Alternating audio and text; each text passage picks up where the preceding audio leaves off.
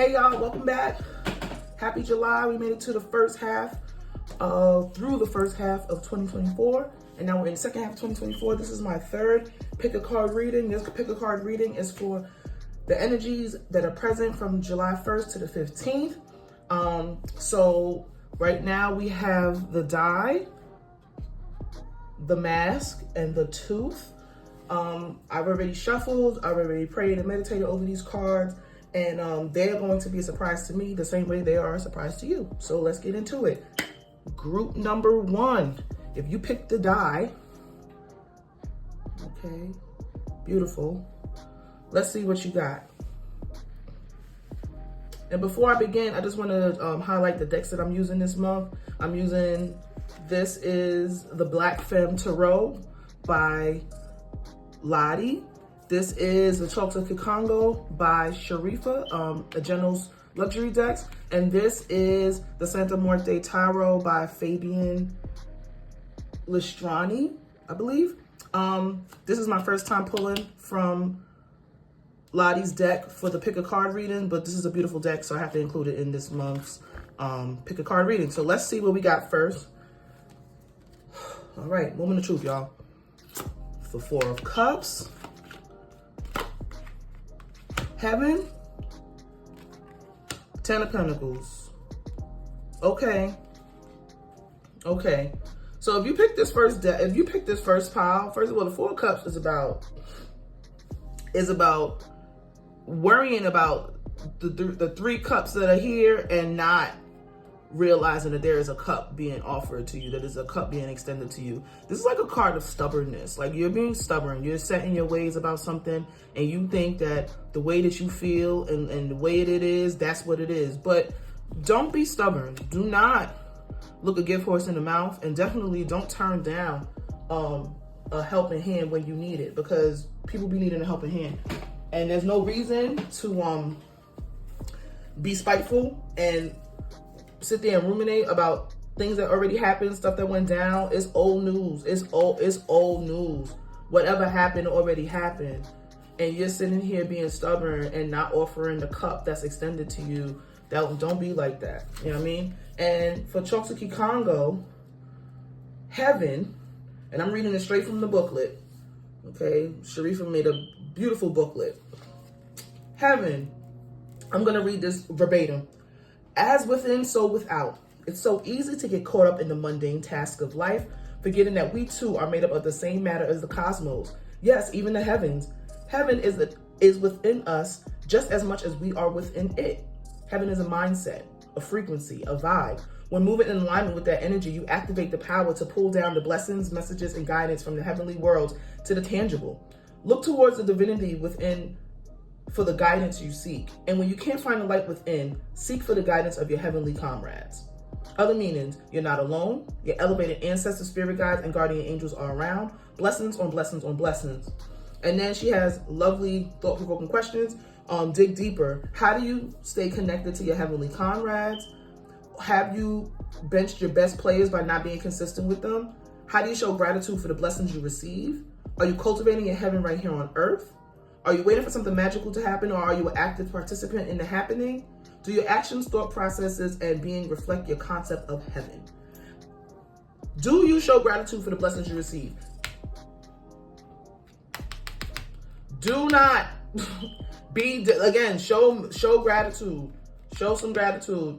Okay, show some gratitude, because you have, again, Ten of Pentacles is about fulfillment. It's about wish fulfillment. It's about things coming to completion. It's about things just coming to fruition, especially when it comes to your finances, your stability.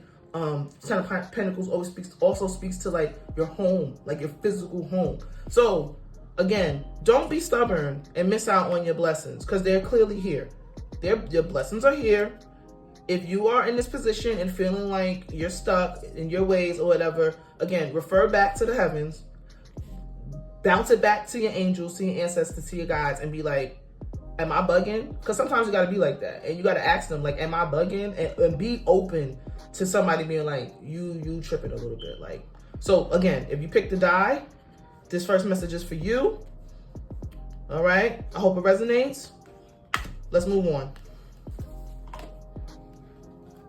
Group number 2, the mask.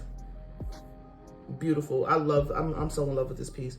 Okay. If you pick group number 2, if you pick the mask, 9 of Pentacles. Okay. Cosmic Dreaming. 6 of Wands. 9 of Pentacles is somebody who has been working very hard, very diligently, very, very hard. The 8 of Pentacles is about hard work. The 9 of Pentacles is about hard work too, but it's also about hard work in the ways of like recognizing that, recognizing that you still have a little bit left to go. You still have a little bit left to reach. You're not all the way there yet, but you're very close. And do not think that anything is out of the reach. You know, like, make sure that you are taking stock of your energy. Make sure that you're taking stock of your finances, of your resources, and like just do a little self-reflection. Sometimes we work so hard that we lose sight of what it is that we're working towards. And even if we're close, you wouldn't really, sometimes we don't know that we're close. And that sometimes is the beauty of just putting your head down and getting the work done, that you don't focus on the end, just like be in the moment. But there are times you need to take a step and be like, okay, am I in the right path? It looks like you are, because 6 of Wands is about celebration. It's about victory. It's about you did that, okay? But then Cosmic Dreaming, let's see what Sharifa has to say for Cosmic Dreaming. Okay. If your dreams, visions, and aspirations don't scare you, then they aren't big enough. Our visions are gifted to us from the cosmos. They already exist in the universe long before we materialize them. See with your spirit, lead with your heart, and execute with your head. Something special happens in the universe when you say yes. Other meanings: stop offending the universe by playing small. Pay attention to your dreams. Drop them down in a dream journal. Now is the time to entertain your imagination. Tap into your inner child. It may be a good time to study your astrological natal chart and learn what planetary energies are working with you and how you could better work with them. And then to dig deeper. In what ways do you self-sabotage your ideas before giving them a chance to blossom? Do you follow your fears, anxiety, and pessimism to talk you out of pursuing your goals? So sometimes that happens, right? Like sometimes we are so deep in our work and we just like plugging ahead that we don't take stock of what we've already attained or what we're actually working towards. And we might not feel all of that connected to our dreams. So this is the time to take a moment to step back and ask yourself, am I working towards the right things?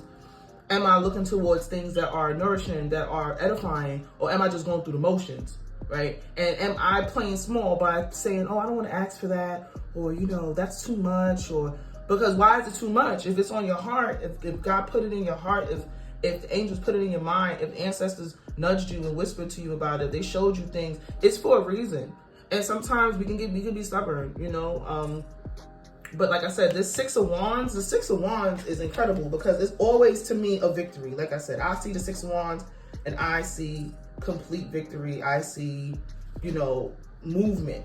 And I feel like the 6 of Wands to me is like, in my opinion, because again, everybody has their own interpretation of the tarot. The 6 of Wands is like the Chariot, is like a minor Chariot, in my opinion. It has that similar type of energy of like, we are on the move, because, you know, wands are about motion. Wands are about things moving ahead, things moving forward. And when I see the 6 of Wands, I'm seeing, again, victory and career advancement. Again, the Wands, 6 of Wands is about your career advancement. So again, there is a possibility for things to be going really, really well for you if you take a moment to take stock and think about, am I dreaming? Is it something that I really want? Am I almost there? Do I need to reassess what it is that I'm doing? Right? Do I need to check in and say, hey, is this what I'm supposed to be? This is all, but there's nothing wrong with just taking stock. And I think that this whole pile is about taking stock and understanding that you do have some very heavy hitters here with you right now. And the victory, you know, is on your side if you take a little bit of action and introspection right now. So that's pile number 2. Okay. And then let's move it along. If you picked the tooth. If you picked the tooth. All right. Excuse me. 5 of Swords. Ooh, drama. Ascension. The Devil. Ooh, yeah. I don't know. You fighting demons? What you doing? The devil card gets a bad rap, but I think the devil sometimes is talking about the things that it's not necessarily like, oh my God, the devil. Like people see the devil and they get scared. I think about the devil as self-limiting beliefs, self-destructive behaviors, unhealthy attachments, toxic attachments, things that you know good and well you don't need to be doing, you're gonna do it anyway. The devil, right? Like, oh, I don't know about if I want to go out and branch out and do something new. It is, the manifestation of your fears in a lot of ways, and sometimes just anxieties. Like that anxiety of, this doesn't feel right, but I'm still going with it anyway. And sometimes we are stuck in that holding pattern of feeling like, there's nothing that I can do about this. I'm just stuck here. Devil also speaks to addictions. Like I said, like just unhealthy holding patterns. And it doesn't necessarily have to be an addiction, but an unhealthy holding pattern. And things that you know good and well you don't need to be doing. And sometimes you don't know good and well. Let me take that back. Sometimes you don't know. Sometimes you're just like, it doesn't feel good, but you're just used to it. You're doing things out of habit, right? And again, ascension, before I even go to the book, literally to get from down here, you're going to have to move up. And Five of Swords is about, like that inner conflict, right? Like feeling like either you're going to fight or you're going to run away, but like not really understanding that sometimes there is no conflict. There's just, you need to make a decision about certain things, right? Sometimes it ain't no conflict. Sometimes you don't need no confrontation. Sometimes you don't need closure. People always like, I need closure. Sometimes you don't need closure. Sometimes you just move on, and that's okay. And instead of trying to rationalize and figure out, okay, well, maybe if I did this, and maybe if I did that, it is what it is. It is what it is,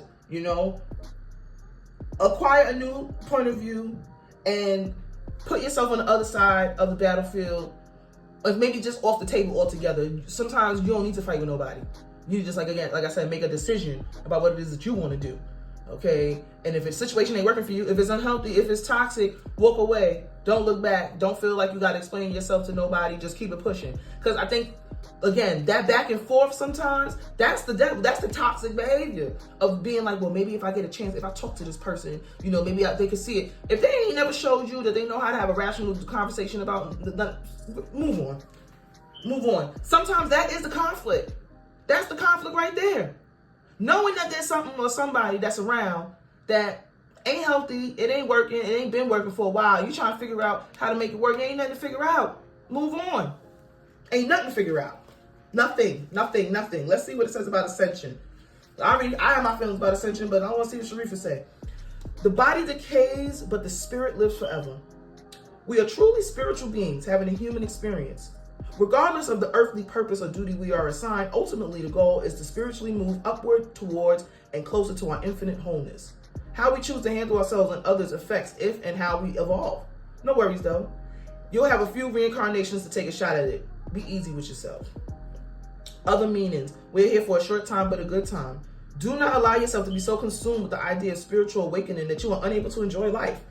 Embodying your humanness is affixed to ascension. If the spirit is the gift, then life and living are Christmas. Level up. Your ascension will require you to unravel, unlearn, and shed. Low vibrating thoughts, habits, and spaces cannot ascend with you to your new heights.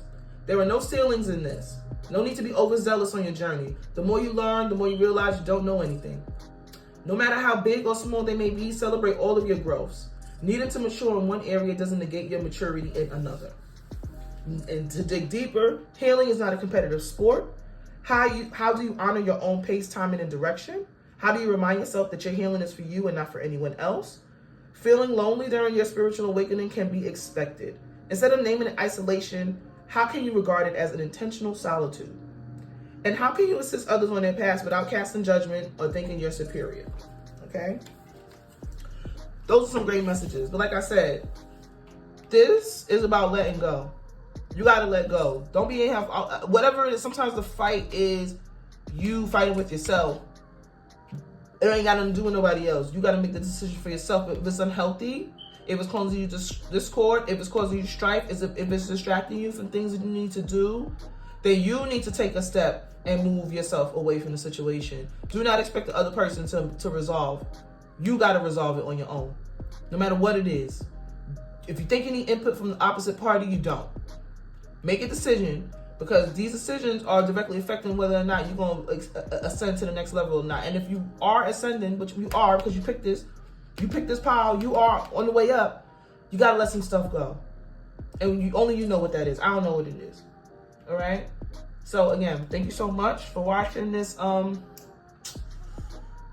This was good. Thank you so much for watching this. Pick a card. My name is Nikki Buchanan. I'm the owner of Soul Things Botanica, and I'm also the host of the How to Be Magical podcast. Not sure if you guys know, but you can find a podcast on YouTube now, and on the YouTube page, How to Be Magical. So you can head over there and subscribe. I have all of the season 1 and 2 uploaded. Season 3 is still in progress because season 3 incorporates the videos from the interviews and all that jazz. If you like a reading, I do have some availability this month. I have to redo my schedule, but you can go on my website, soulthingsbotanica.com, click book a reading, and you will be taken to my Calendly, and you can see my calendar and pick a date if you would like a further reading of a 6-card tarot reading.